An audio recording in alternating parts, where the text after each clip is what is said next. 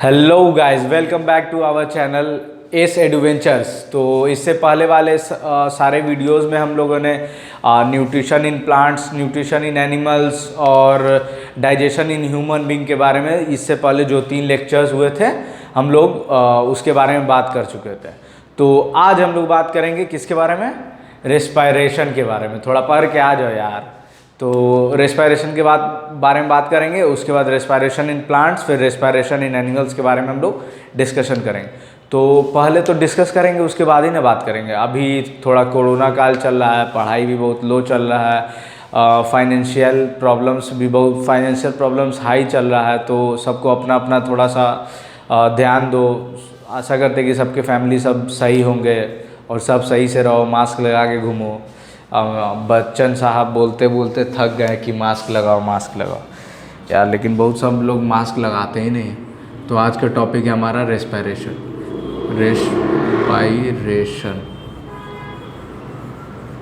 ठीक है, ठीक बा हो, रेस्पायरेशन बा आज, ठीक बा। तो रेस्पायरेशन है। अब रेस्पायरेशन में तो रेस्पायरेशन होता क्या है? स्टार्टिंग फर्स्ट क्लास जो हुआ था हम लोग का, उसमें हम लोग बात किए होंगे कि मतलब रेस्पायरेशन एक्सचेंज ऑफ गैसेस, ठीक है। Respiration is the process in which organism did their gases exchanges, ठीक है। तो उसको हम लोग रेस्पायरेशन बोलते हैं, जिसमें कि ऑक्सीजन हम लोग अंदर लेते हैं और कार्बन डाइऑक्साइड बाहर छोड़ते हैं। ये नॉर्मल 10 तक का है, तो इतना ही अभी हम लोग को जानना है। तो मतलब इसमें ऑक्सीजन इन लिए और CO2 आउट किए, उस प्रोसेस को हम लोग रेस्पायरेशन बोलते हैं। अब रेस्पायरेशन के बारे में हम लोग बात करें कि मतलब रेस्पायरेशन में होता क्या है ऐसा, तो इसमें हम लोग बोल सकते हैं ना कि यही वो प्रोसेस है जिसमें कि हम लोग एनर्जी बनाते हैं, मतलब एनर्जी को यूटिलाइज करते हैं। डाइजेशन ये मेरा सीक्वेंस है, समझो सीक्वेंस को। क्या है? क्रोनोलॉजी को समझिए कि पढ़ाने का क्रोनोलॉजी सीक्वेंस वाइज है। पहले तो बात हुआ न्यूट्रिशन का, न्यूट्रिशन लेते क्या है, कैसे लेते हैं, क्या होता है। फिर हुआ डाइजेशन का, डाइजेशन में अब्जॉर्ब हुआ। अब फिर वो डाइजेशन स्टोर्ड एनर्जी के फॉर्म में वो मतलब हम लोग स्टोर कर लिए, फॉर्म इस एनर्जी जो था हम लोग उसको स्टोर्ड फॉर्म में स्टोर कर लिए, ठीक है। तो अब उसको यूटिलाइज कैसे करेंगे? तो यूटिलाइज करवाता है ये, इस प्रोसेस के थ्रू हम लोग एनर्जी को यूटिलाइज करते हैं। तो कैसे यूटिलाइज करते हैं? तो अब ये इसका भी बात हम कर चुके हैं फर्स्ट लेक्चर में। जो नहीं देखे हो सब first lecture, second lecture, third lecture, फिर आना है ये फोर्थ लेक्चर में, क्योंकि सीक्वेंस वाइज देखने पे होगा कि एक लास्ट वीडियो बनाएंगे वन शॉट, जिसमें 1 से 1.5 घंटे में पूरा रिवीजन होगा। फिर उसके बाद हम लोग NCERT के क्वेश्चन आंसर के बारे में डिस्कस करेंगे। तो सबसे पहले तो हो गया कि मतलब क्या कैसे हेल्प करेगा ये रेस्पायरेशन, कैसे हेल्प करेगा हम लोग को। तो रेस्पायरेशन क्या करता है? रेस्पायरेशन में ऑक्सीजन लेते हैं। तो जैसा कि हम लोग जानते हैं कि हम लोग का जितना भी प्रोसेस है ना, क्या बोलते हैं उसको, अंदर में केमिकल प्रोसेस जो चलता है वो ऑक्सीडेशन और रिडक्शन, मेनली ऑक्सीडेशन रिडक्शन पे बेस्ड होता है, ठीक है। तो जब हम लोग ऑक्सीजन लेते हैं अंदर में, तो बहुत सारा चीज़ जो भी सबस्ट्रेट है या सबस्ट्रेट है उसके साथ ऑक्सीजन जोड़ के उसको ऑक्सीडाइज करवा देता है और कुछ नया प्रोडक्ट बना देता है। तो वो केमिकल प्रोसेस हुआ, उसमें ऑक्सीडेशन हो गया। तो सेम मैक्सिमम में हो, मतलब ज़्यादातर में ऑक्सीडेशन रिडक्शन प्रोसेस के कारण एनर्जी रिलीज होता है। तो अब प्लांट में अभी पहले तो हम लोग ये रेस्पायरेशन का लिखेंगे डेफिनेशन कि exchange of gases, exchange of gases, ठीक है, एक्सचेंज ऑफ गैसेस। अब इतना देखो, जैसे कि अब 10th में आ गए हो ना, तो अपने से सेंटेंस बनाना सीखो। सिर्फ पॉइंट्स को याद रखो, मेन पॉइंट्स होता क्या है, क्योंकि अब भी यार उतना क्या रटेगा कि अब देखो एक्सचेंज ऑफ गैसेस, अब इसको यहाँ पे हम ऐसे भी लिख सकते थे, और the process through which organism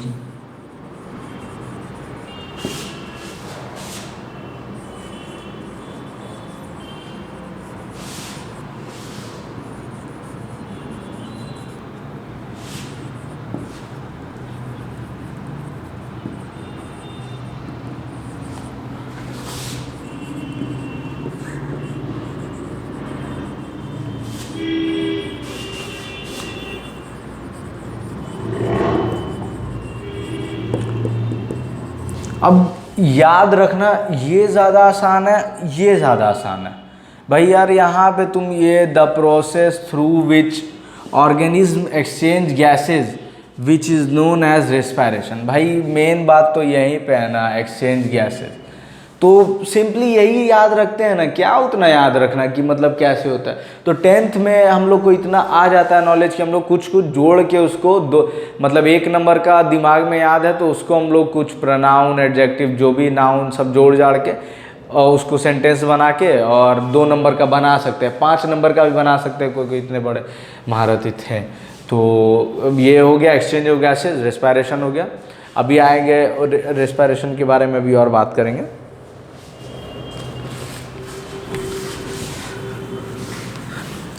तो हम लोग तो अकेले हैं नहीं, एनिमल्स तो अकेले हैं नहीं, प्लांट्स है, बैक्टीरियाज है, बहुत टाइप का ऑर्गेनिज्म्स है इस अर्थ पे। तो इस अर्थ पे बहुत टाइप का ऑर्गेनिज्म्स है। तो उसमें क्या होता है, सब का अपना अपना अलग अलग तरीका है ना फूड को, जैसे सब अलग अलग टाइप का कॉम्प्लेक्स कार्बन को डाइजेस्ट करता है, वैसे ही सबका अपना अपना तरीका होगा रेस्पायरेशन करने का। कोई डिफ्यूज़न के थ्रू करेगा, कोई मतलब किसी सबका अपना अपना जरिया होगा। तो वेरियस मतलब डाइवर्स टाइप ऑफ ऑर्गेनिज्म,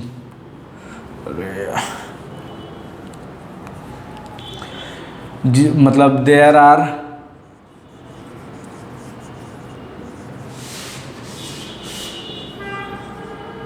नहीं, ये नहीं लिखते हैं, लिखते हैं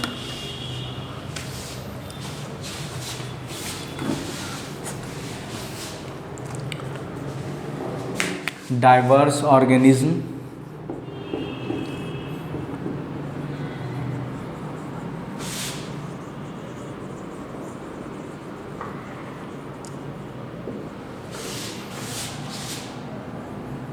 do this process in diverse ways। ठीक है, डाइवर्स ऑर्गेनिज्म जितना भी अलग अलग तरीका है सबका, तो बनावट अलग अलग है। तो बनावट अलग अलग है तो भाई प्रोसेस भी अलग ही होगा। तो वेरियस वेज, लेकिन जितने भी ऑर्गेनिज्म हैं ऑटोट्रॉपिक न्यूट्रिशन है, एनारोबिक रेस्पायरेशन करते हो और एरोबिक रेस्पायरेशन करते हो, सब के सब में एक जो अभी प्रोसेस बताएंगे होता है। बाकी उसके बाद सब डिफरेंट वेज में बढ़ जाता है। तो हम लोग 3 टाइप का प्रोसेस, एनिमल्स में 3 टाइप का प्रोसेस बात करेंगे। फर्स्ट है लैक्टिक एसिड, ठीक है, लैक्टिक एसिड कैसे बनता है। सेकंड है फर्मेंटेशन, और थर्ड में तो हम लोग पूरा CO2+H2 उसका प्रोडक्ट बनता है। ठीक है, तो ये लिखो पहले और इसके बारे में थोड़ा सा सोच के लिखना।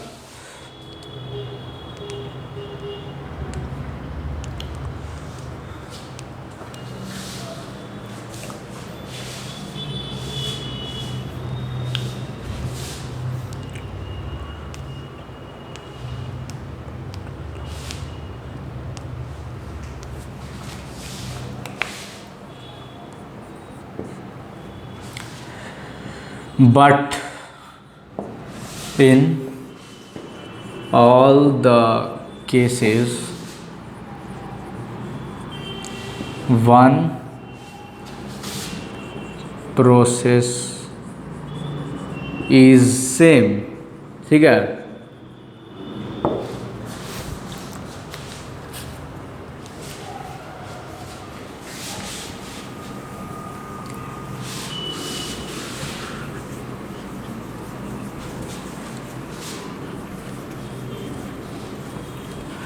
अब हम लोग बात करेंगे respiration in plants. Topic respiration in plants. Respiration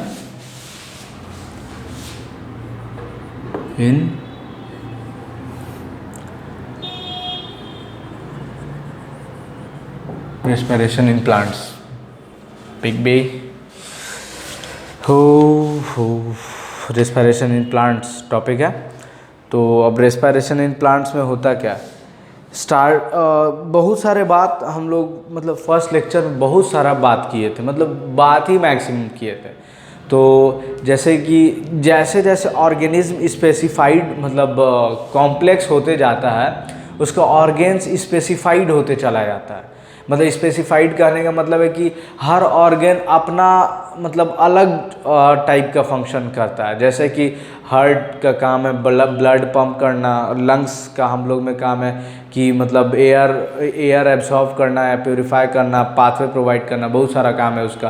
kidney excretion करता है, स्टोमक डाइजेशन करता है, स्मॉल इंटेस्टाइन डाइजेशन करता है।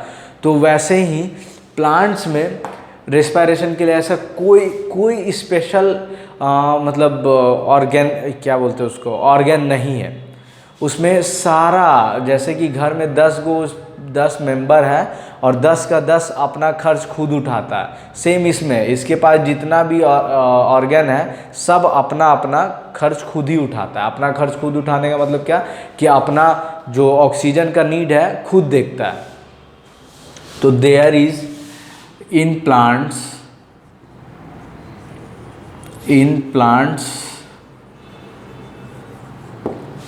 there is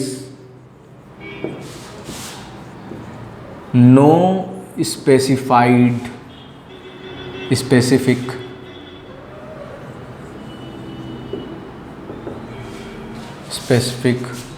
organ for there is no specific organ for respiration.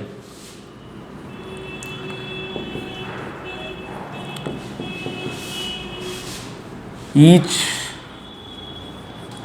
organ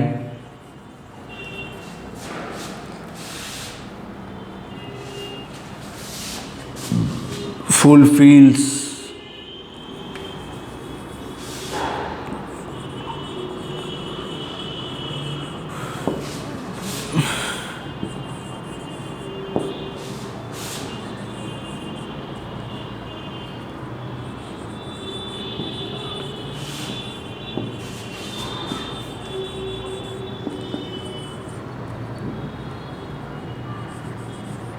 ठीक है।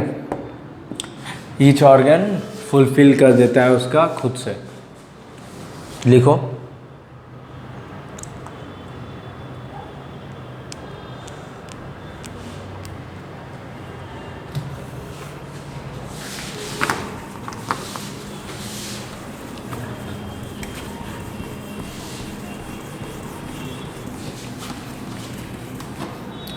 यार, हम कमज़ोर हो गए हैं या मतलब ये इंक ज़्यादा स्मार्ट हो गया है, मतलब ज़्यादा मिट नहीं रहा है, दम लग रहा है ज़्यादा।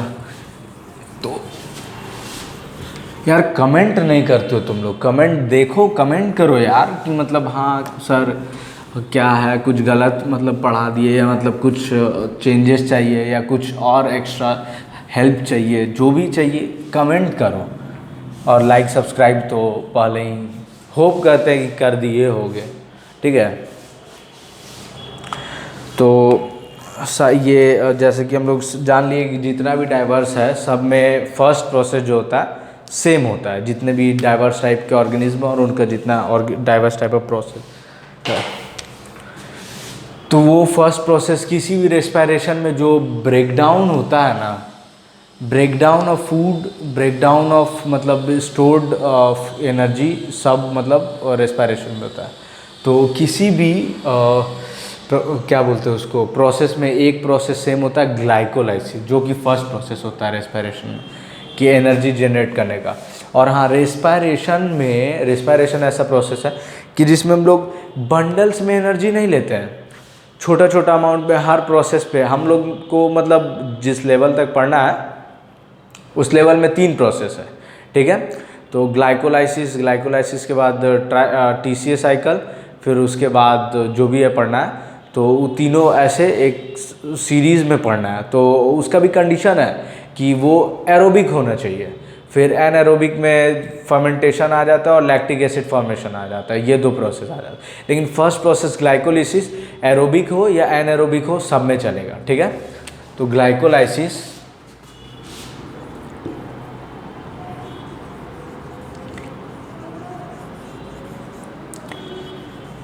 ग्लाइकोलाइसिस। अब इसका मतलब क्या होता है ग्लाइकोलाइसिस का मतलब, तो देखो इसको तोड़ दो, ग्लाइकोस और लाइसिस। ग्लाइकोस का लाइसिस का मतलब तो सबको पता होगा, ब्रेक डाउन होता है।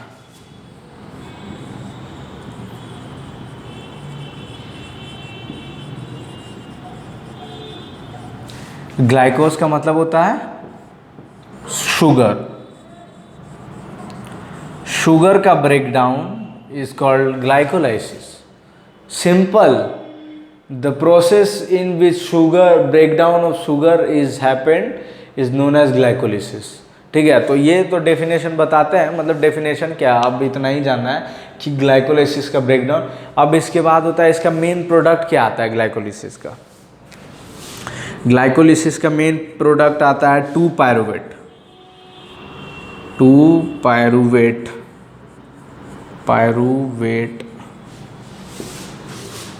इज द 2-पायरुवेट नाम नहीं है, मतलब पायरुवेट प्रोडक्ट है, लेकिन 2 पायरुवेट मॉलिक्यूल्स आता है इसलिए लिख दिए थे उसको। आगे हम pyruvate is the end product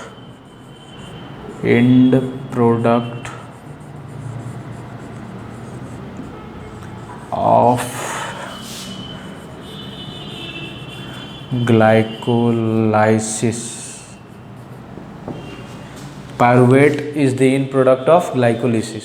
ठीक है, और इसका ये भी जान लो कि ये होता कहाँ है। ग्लाइकोलिसिस होता है cytoplasm of the cell. It's site for glycolysis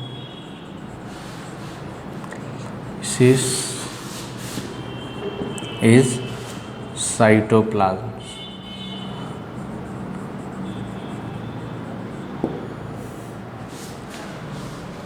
site for glycolysis, glycose, lysis, sugar का ब्रेकडाउन। फिर site for glycolysis is cytoplasm, pyruvate is the end product of glycolysis. ठीक है, हो गया। यहाँ पे ये उतारो।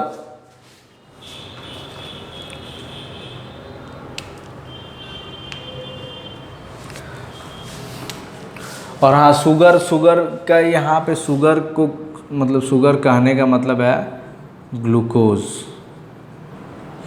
तो यहाँ पे अगर डेफिनेशन अगर बनाना हो खुद से, तो डेफिनेशन में क्या बनाओगे?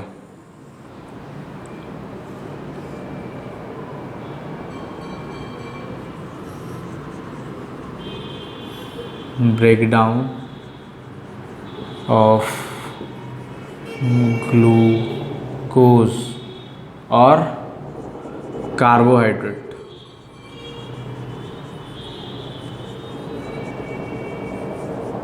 ठीक है,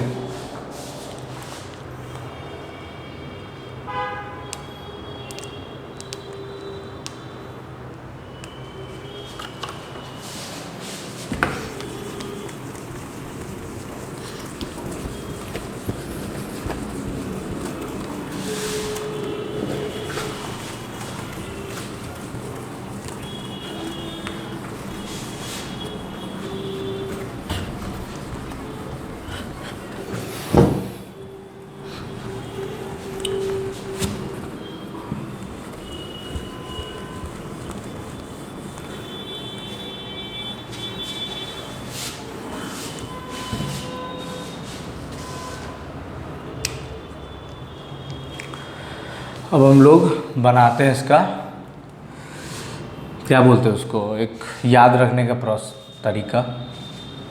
ग्लूकोज है यहाँ पे, इसका फॉर्मूला क्या था? C6H12O6। ठीक है, यहाँ पे ये इसका ब्रेकडाउन हुआ। इस प्रोसेस को क्या बोलते हैं हम लोग? ग्लाइकोलिसिस।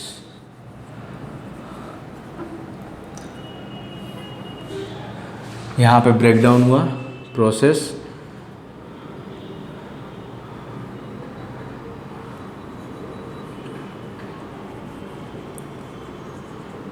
ग्लाइकोलिसिस ब्रेकडाउन हुआ तो क्या बना, पायरूवेट बना।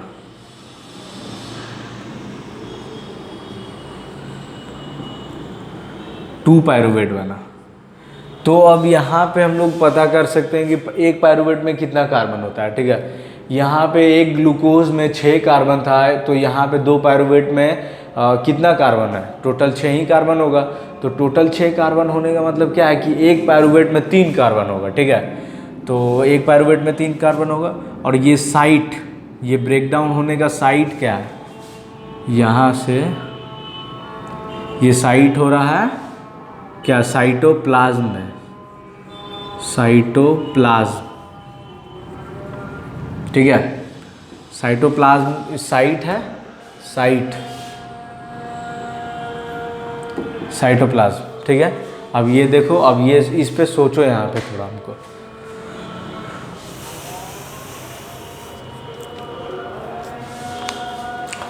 सोचो। और क्या हम सोच रहे थे, हाँ 3 कार्बन, इसको लिख दो 3 कार्बन। इसका फॉर्मूला जानने की ज़रूरत है नहीं। अब यहाँ पे 3 पार्ट में होता है, इसको 3 पार्ट में बढ़ गया।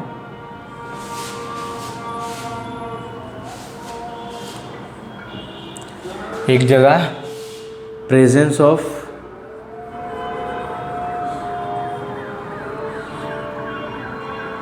O2, तो क्या बोलते हैं इसको, एरोबिक रेस्पिरेशन।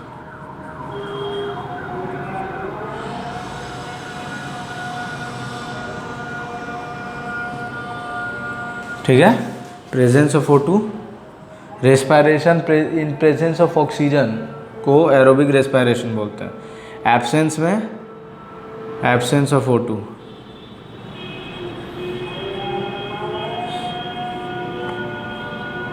एनएरोबिक।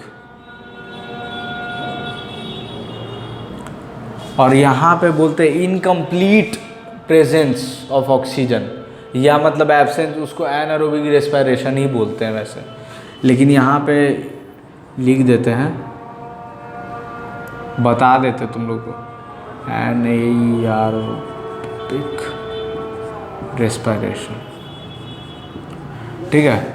तो सबसे पहले एरोबिक रेस्पिरेशन में आएंगे। तो एरोबिक रेस्पिरेशन सोचो, एरोबिक रेस्पिरेशन, एनाएरोबिक रेस्पिरेशन, और इस सब का प्रोसेस का नाम बताएं कि कौन कौन सा क्या क्या प्रोसेस है। तो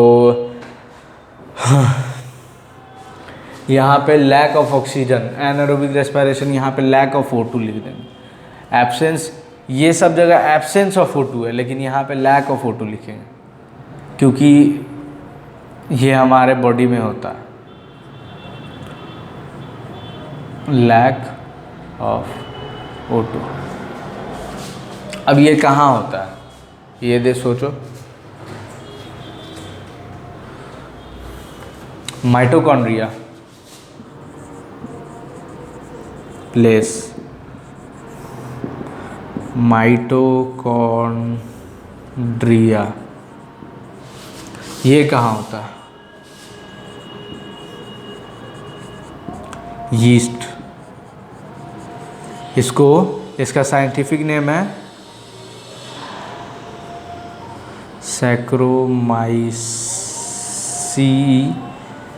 सैक्रोमाइसिस सर्वाइसी।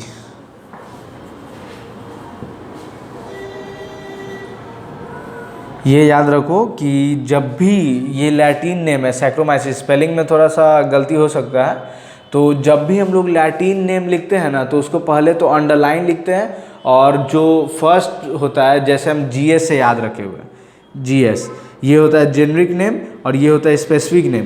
तो GS जो जेनरिक नेम होता है उसका फर्स्ट लेटर बड़ा से होता है, और जो स्पेसिफिक नेम होता है उसका सेकंड, मतलब जो फर्स्ट लेटर होता है वो छोटा से होता है, और उसको अंडरलाइन करते हैं। ये रूल है, 11th में पढ़ना है हम लोग को सबको, ठीक है, कि सैक्रोमाइसिस सर्वाइसी ये इसका साइंटिफिक नेम है। और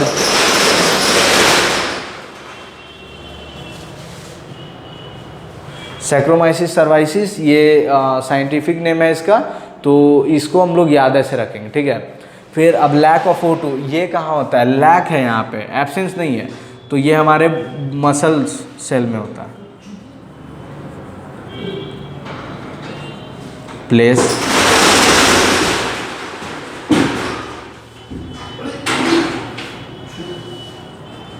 मसल सेल, ठीक है, हमारे मसल सेल में होता है ये प्रेजेंट।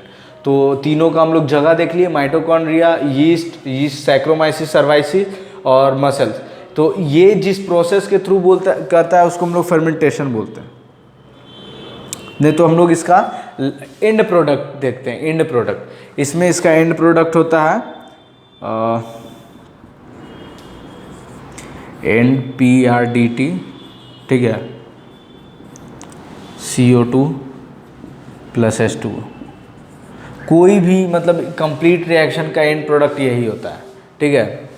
और प्लस तो मेन तो जो है वो तो लिखे ही नहीं, एनर्जी।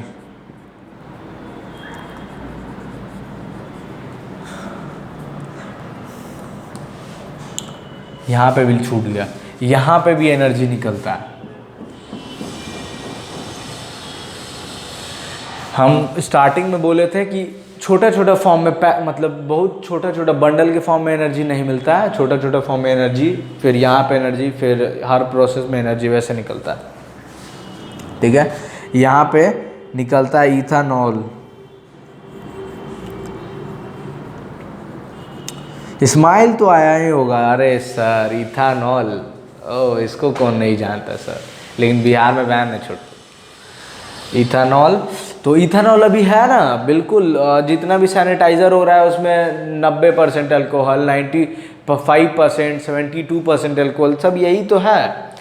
ये plus CO2 plus H2O incomplete है। फिर यहाँ पे भी मसल सेल में, मसल सेल में कब होता है जरा सोचो।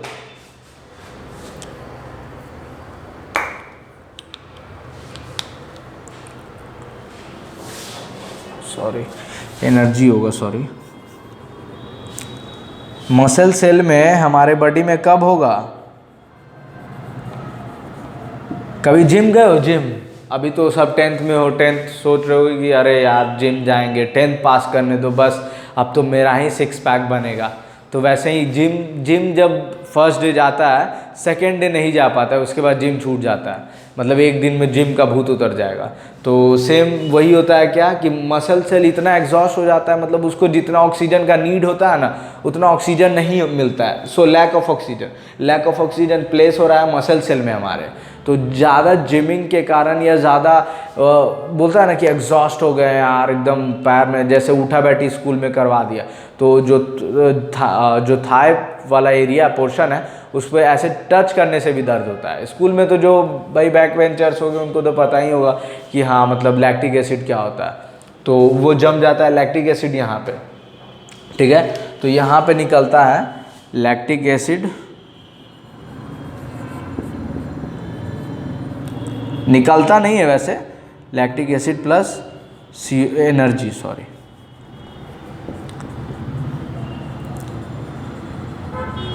तो ये वापस से ये जानना है नहीं, लेकिन एक होता है ना नॉलेज टाइप की, ये लैक्टिक एसिड फिर से ग्लूकोज में चेंज हो जाता है, लेकिन बहुत टाइम लग जाता है इसको। तब तक में इस प्रोसेस में बहुत कम एनर्जी रिलीज होता है, इस प्रोसेस में बहुत कम एनर्जी रिलीज होता है इन कंपैरिजन टू ये दोनों हम लोग में होता है, ये दोनों प्रोसेस होता है, लेकिन इसमें एनर्जी ज़्यादा निकलता है, उसमें एनर्जी कम निकलता है। और ये रहा इथानॉल, इसका फॉर्मूला क्या है?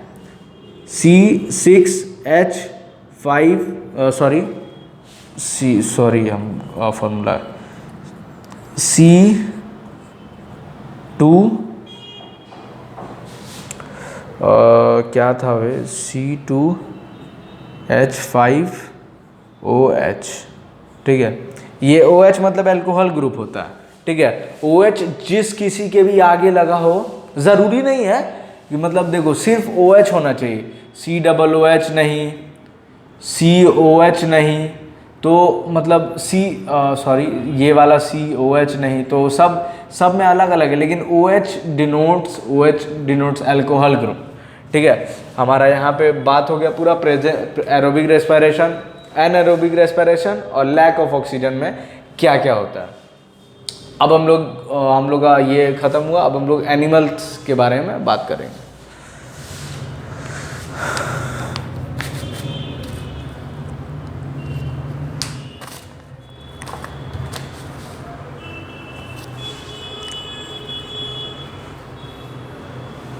जो सॉरी अभी थोड़ा पार्ट बाकी है।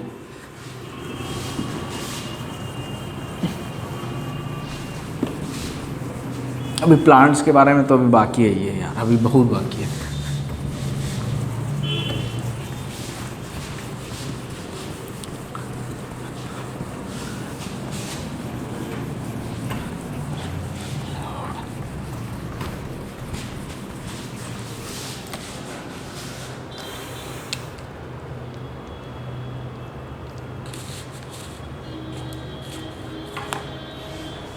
हाँ, तो एनर्जी जो बनता है ना वो एटीपी के फॉर्म में स्टोर होता है।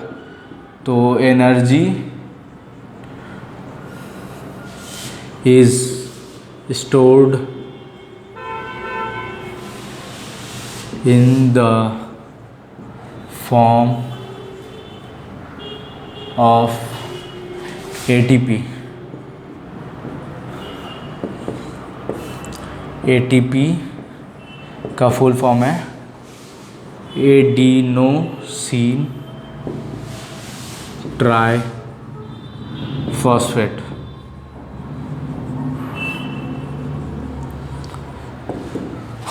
एटीपी को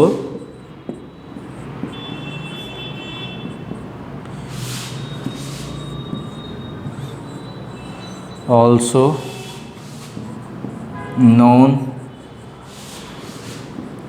as energy currency. ATP is also known as energy currency. ठीक है, एक एटीपी जब one ATP has a energy of 30.5 kilo joule पर मोल और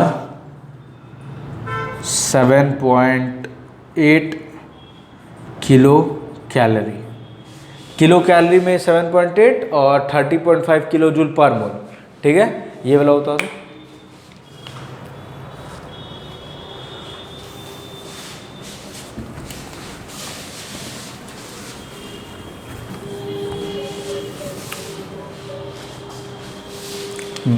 हाँ, तो फिर ये मतलब प्लांट के लिए भी कुछ पॉइंट्स लिख लेते हैं, जैसे कि प्लांट में जो मतलब ऑक्सीजन का जो भरपाई होता है वो तो अभी बात कर लिए कि सारा जो जितना भी बॉडी पार्ट्स है उसका सब अपना अपना ख्याल रखता है। तो सब एक प्रोसेस के थ्रू रखता है, diffusion, exchange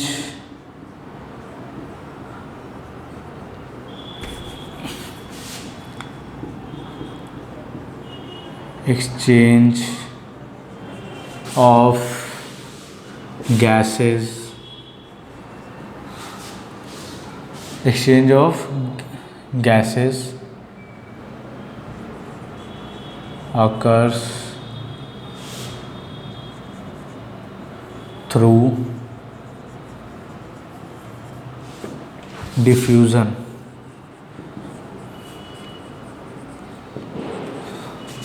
by the help of stomata.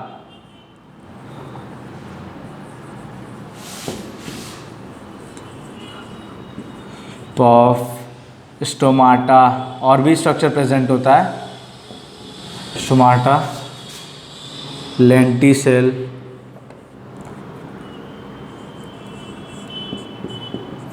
Lenticel क्या होता है? जो प्लांट थोड़ा सा देखे होगे आम का पेड़, उसमें छोटा छोटा क्रैक्स होता है, तो क्रैक्स वही होता है लेंटिसेल। ये लिखो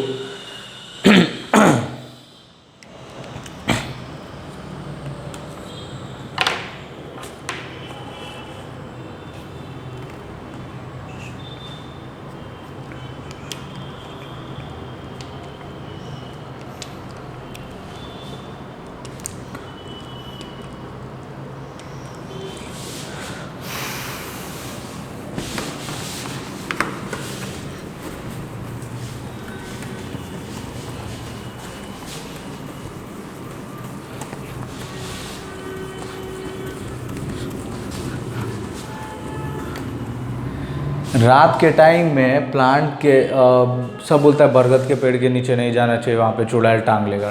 टंगाया कोई क्या? नहीं। क्या होता है उसमें कि रात के टाइम में तो फोटोसिंथेसिस होता नहीं है, तो फोटोसिंथेसिस जब नहीं होगा तो ऑक्सीजन रिलीज़ नहीं होगा। तो जो मेजर काम होता है रात को प्लांट के पास, वो सिर्फ ऑक्सीजन लेना होता है, देना नहीं होता है। इसी कारण से सब लोग बोलते हैं कि रात को उसके पास नहीं जाना चाहिए, क्योंकि सफोकेशन फील होगा, बिकॉज वहाँ पे लो अवेलेबिलिटी ऑफ ऑक्सीजन है। ठीक है, ऑक्सीजन वहाँ पे कम मात्रा में प्रेजेंट है, तो हम लोग को वहाँ पे सफोकेशन होगा। तो सब सोचेगा कि अच्छा चुड़ैल गला दबा रहा था, अब यहाँ पे तो लगाने का मिर्च मसाला तो सबका आदत है, सेम वही करेगा कि अच्छा जा रहे थे वहाँ पे, अब चुड़ैल ऐसे गला दब रहा था, अब वो जाके किसी और को बताएगा, बस कहानी फैल गया, अब चलो पेड़े को हटा दो सीधे। तो ये हो गया हमारा बात। फिर ये भी हो गया कि CO2 के थ्रू एक्सचेंज ऑफ गैसेज जो होता है स्टोमाटा के थ्रू होता है, लेंटिसेल्स के थ्रू होता है। ठीक है, और फिर और कुछ पॉइंट्स तो तुम्हारा 1 मिनट जब